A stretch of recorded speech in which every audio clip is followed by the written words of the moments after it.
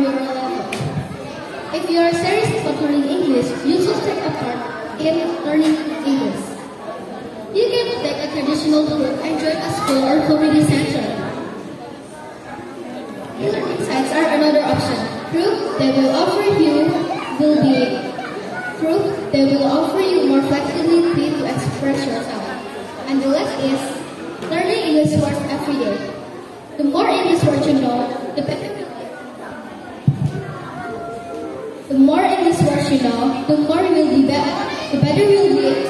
will be able to express yourself.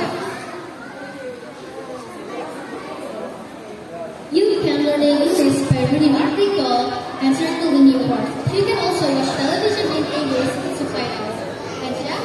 And yeah, that's all tips from me. Thanks for your attention, and I'm sorry if I have a lot of mistake. Wassalamualaikum warahmatullahi wabarakatuh.